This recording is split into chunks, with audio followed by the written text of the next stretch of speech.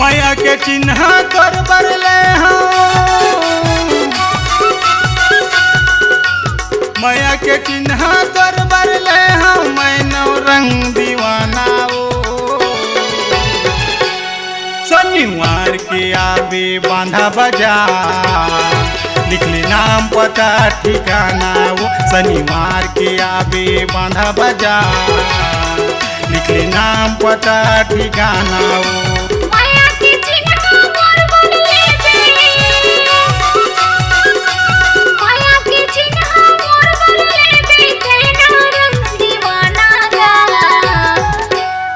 शनिवार के आहूँ बांधा बाजार दीदी नाम पता ठिकाना गा शनिवार के आहूँ बांधा बाजार दीदी नाम पता ठिकाना गा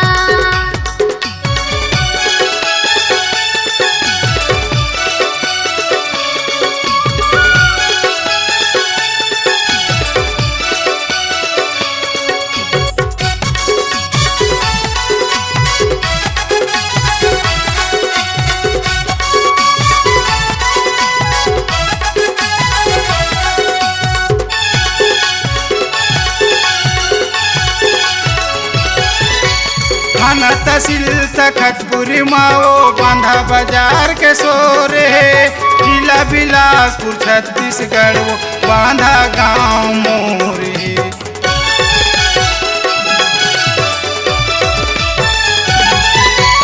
थाना तहसील तखतपुर माओ बांधा बाजार के सोरे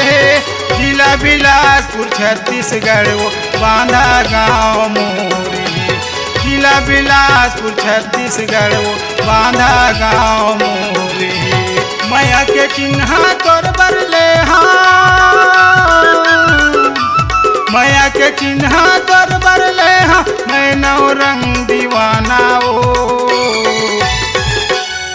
शनिवार के आवे बांधा बाजार लिखली नाम पता ठिकाना शनिवार के आवे बांधा बाजार लिखले नाम पता ठिकाना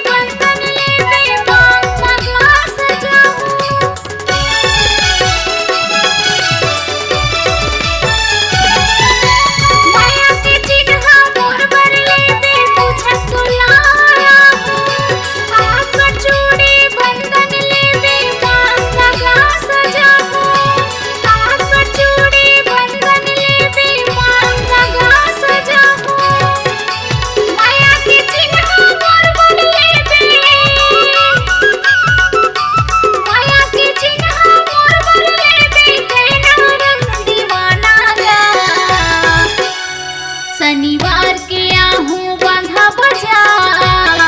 दीदी नाम पता ठिकाना गा शनिवार के आहूँ बांधा बाजार दीदी नाम पता ठिकाना गा मैया के चिन्ह कर बरले मैया के चिन्ह कर बरले मैं नौ रंग दीवाना शनिवार के आवे बांधा बाजार लिखली नाम पता ठिकाना दीदी नाम पता ठिकाना गा लिखले नाम पता ठिकाना दीदी नाम पता ठिकाना गा लिखले नाम पता ठिकाना दीदी नाम पता